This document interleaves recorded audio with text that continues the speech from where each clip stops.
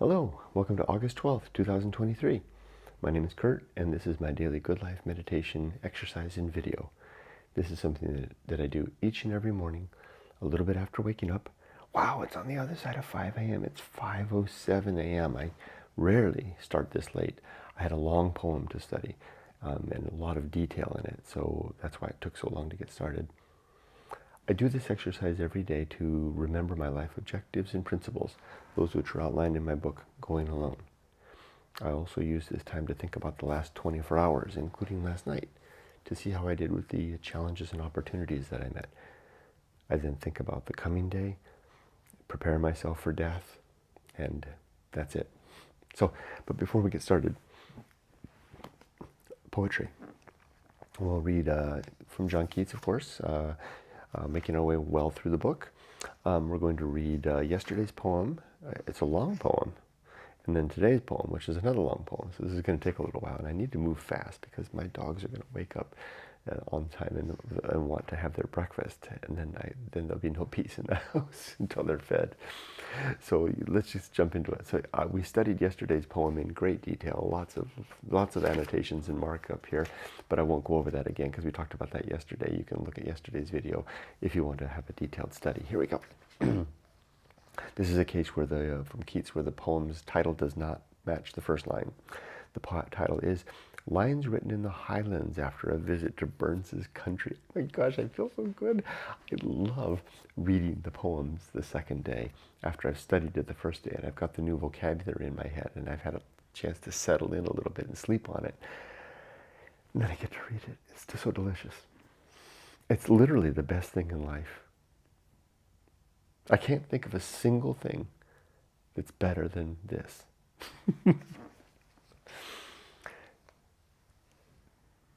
Of course, rescuing kittens off the road like my neighbor did yesterday is better than this. But you know what I mean. And good blessing to her, for doing that and taking care of them, giving them the proper authorities.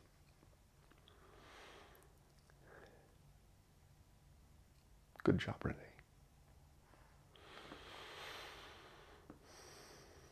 Lines written in the Highlands after a visit to Burns's country. There is a joy in footing slow across a silent plain, where patriot battle has been fought when glory had the gain. There is a pleasure on the heath where druids old have been, where mantles gray have rustled by and swept the nettles green. There is a joy in every spot made known by times of old, new to the feet, although the tale 100 times be told. There is a deeper joy than all, more solemn in the heart, more parching to the tongue than all, of more divine a smart. When weary steps forget themselves upon a pleasant turf, upon hot sand or flinty road, or seashore iron scurf. Wow. Towards the castle or the cot where long ago was born one who was great through mortal days and died of fame unshorn. I get it. Light hearth, light heather bells may tremble then, but they are far away. Woodlark may sing from sandy fern, the sun may hear his lay. Runnels may kiss the grass on shelves in shallows clear, but their low voices are not heard, though come on travels drear. Blood red the sun may set behind black mountain peaks, blue tides may sluice and drench their time in caves and weedy creeks. Eagles may seem to sleep wing-side upon the air. Ring doves may fly convulsed across to some high cedared lair. But the forgotten eye is still fast wedded to the ground, as palmers that with weariness mid-desert shrine hath found, not shine. And we're going to see that word palmers used in the next poem again. At such a time the soul's a child in childhood is the brain.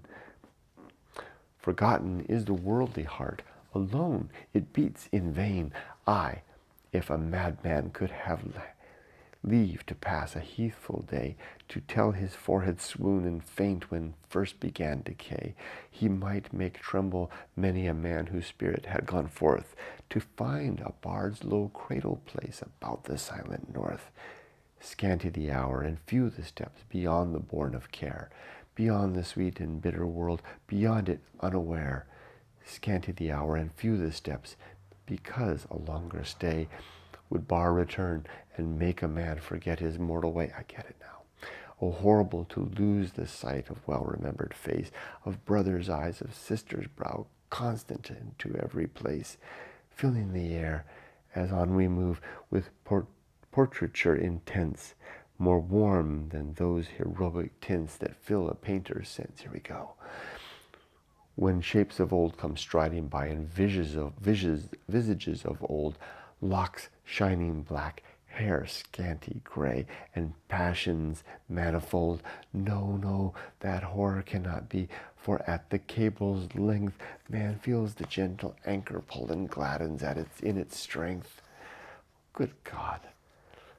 1 hour, half idiot, he stands by mossy waterfall, but in the very next he reads his soul's memorial. He reads on the mountain's height where chance he may sit down, upon rough marble diadem, that hill's eternal crown.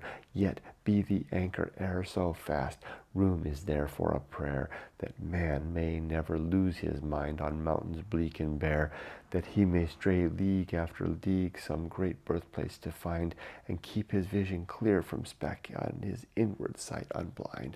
Oh my gosh, I see it now that I couldn't see it yesterday when I first studied it. If you ever have a chance in your life, if you have a literary figure or some historical figure from the past that you admire and decide to make pilgrimage to that person's grave, which I have done, I have made the pilgrimage all the way across the country to visit the grave of Henry David Thoreau, and in turn visited the Emerson and the man to whom I would later bear great homage, Ralph. Both also Ralph Waldo Emerson, as I just said, Thoreau, Emerson, and Nathaniel Hawthorne, the trifecta in my mind. I visited all three of their graves. If you ever, and I visited it at an evening. I mean, gosh, it's very similar to this. He's talking about lingering too long in the grave and being held and not making its way back in your mind. And that almost happened to me at Sleepy Hollow Cemetery there in Concord, Massachusetts, when I visited the graves of those three auspicious men, the great luminaries of my life in terms of literature. And this poem speaks to me in that regard.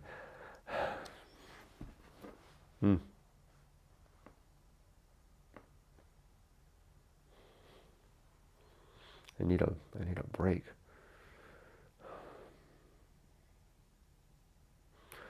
Okay, today's poem is also long, so let's get into it. Lots and lots of vocabulary here. Let's see.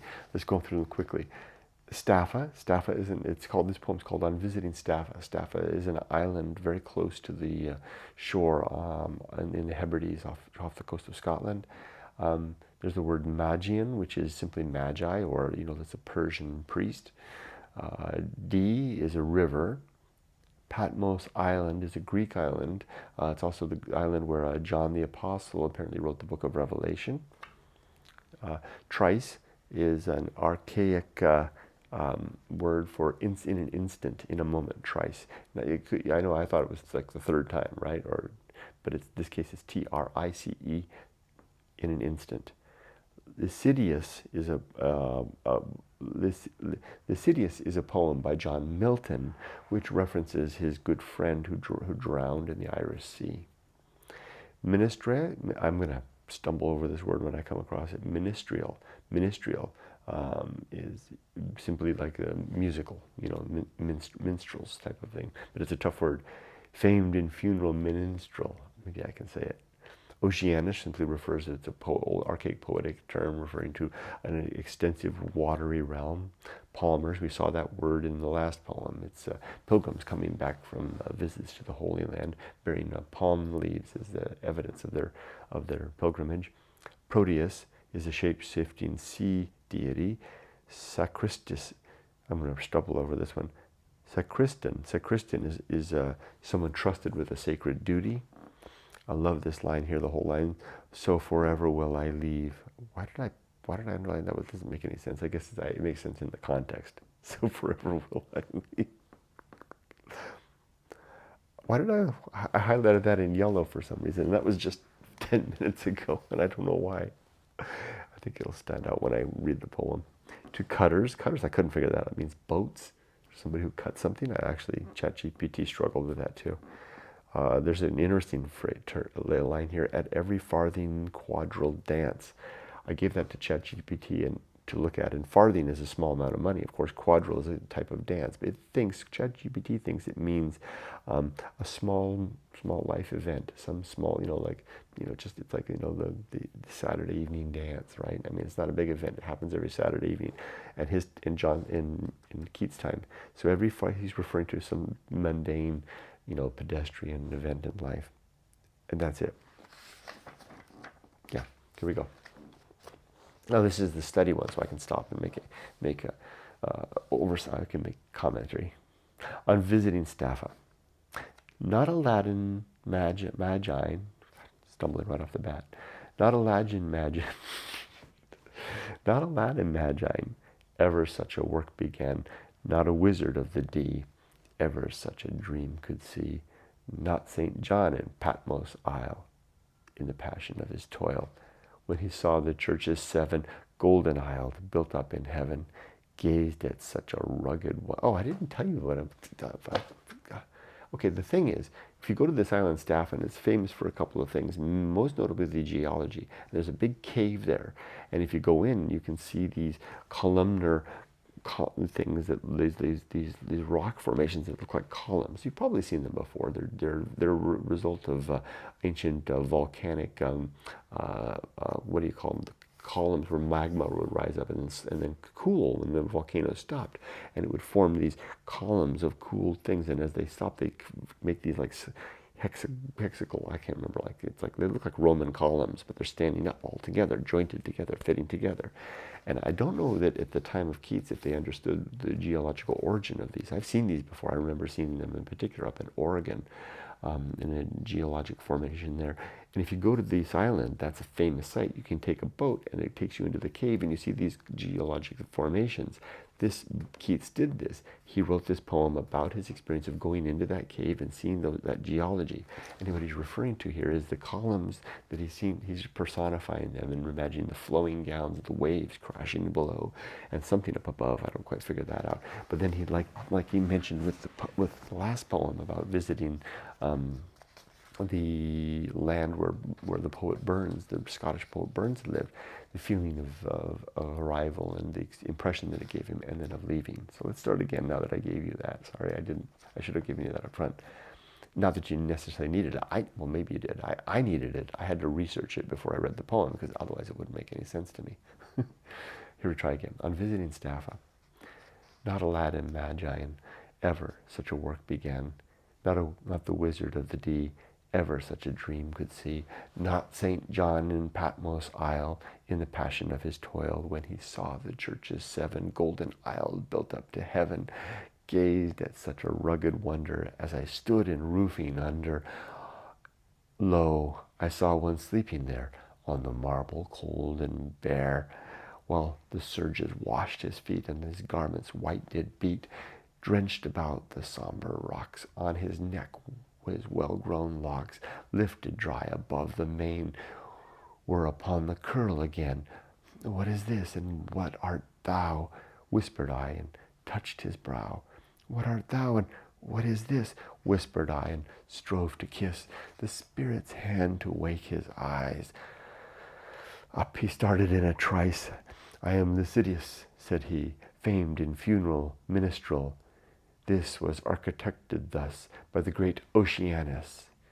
Here his mighty waters play, hollow organs all the day.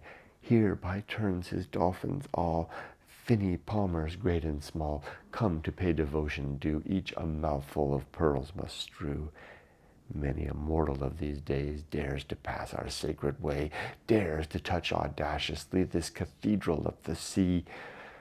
I've been the pontiff priest where the waters never rest, where the fledgy seabird choir soars forever. Holy fire I have hid from mortal man.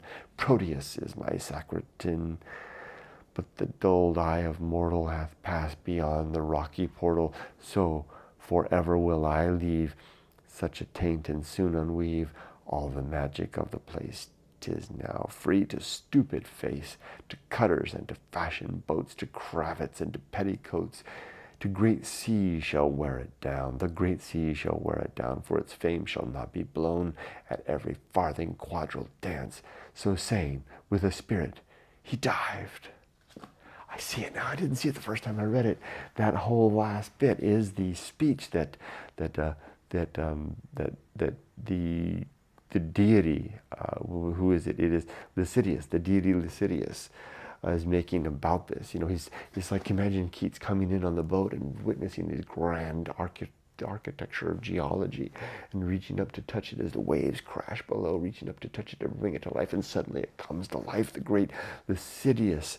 And he gives this soliloquy about what this cave is, and Oceanus creating it, and the dolphins bringing their pearls, their 10 pearls or whatever it is in the mouths as homage, and then the humans will leave, going back to their daily things, all the things that they do, and then suddenly this great deity dives into the water, and it's done. Holy crap! What a poem! I'm done. Sign me up. It's not even 5:30 a.m. and I think I've had enough of the day. Well, not like I'm finished with it, but it's just, this is, I mean, I feel like my cup is, I've had my fill of beauty and wonder and spectacle of the whole day. But I've still got the rest of the day. What a joy, what a wonderful thing to be alive. Okay, start the good life. Yesterday and last night, slept great last night. Yesterday was a fantastic day. Just, you know, I had the day off. I did so much. It was a really good day. I did find myself debating about how I want to spend my coming free time.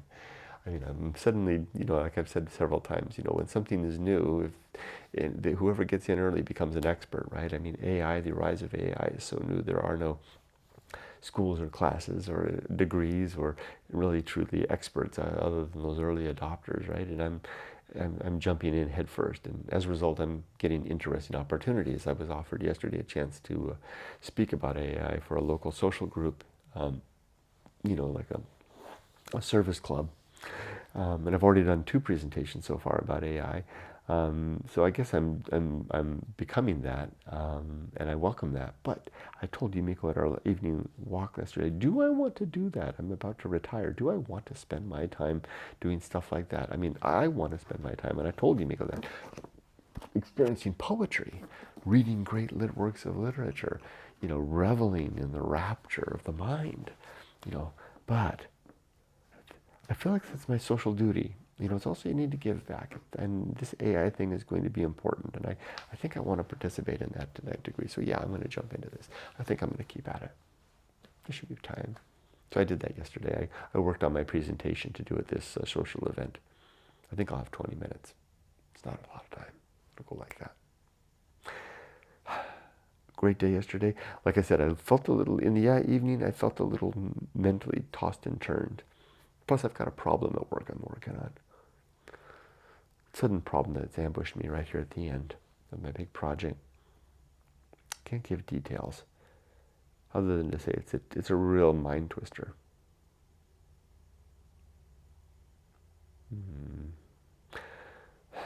Choose a good life. 7 objectives, 34 principles, as follows.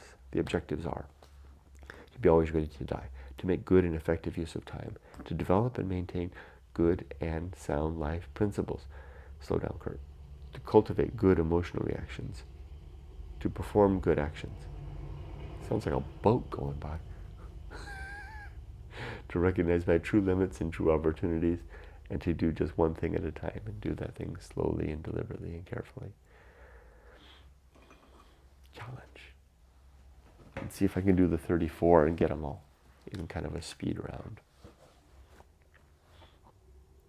War, reason, homunculus, anchor hold, home of good and evil, purpose, atomic principle, principle of nature, the pirate ride,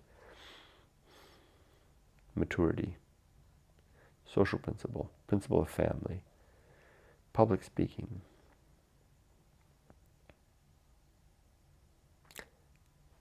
temperance,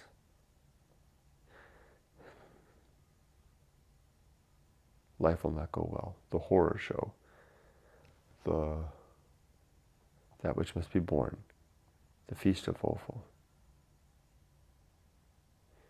distraction, agency in the great indifference, the best seat in the house,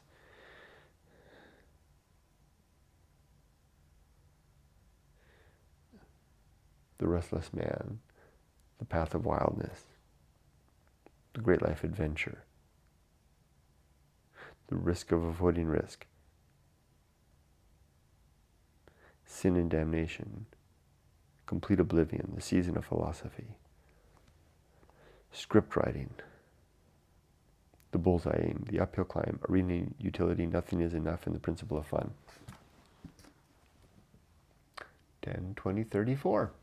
I seem to have it. Now, it's probably because I haven't made any changes in a long time to the creed. So I'm starting to get it straight in my mind. It's been a long time since I've done the detailed one. That's all right. You can read the book if you want that, or look for the videos that have the little asterisks at the end. That's where I do the long one. For today. Okay, it's Saturday, I have day off, but I have a lot of work to do today. I have to do all this, feed the dogs, get all that stuff, all my morning stuff, go to the beach, do a book reading, then I'll take a swim, then I'll come home, clean the house, go for shopping with my wife, and then I'll be free in the afternoon. And I'm going to spend the afternoon, I plan to spend the afternoon reading, I'll hopefully get a long way through Scary Smart, a book about AI that's really, really good. This is what I'm using by Mo Gaudat. Really, really good book.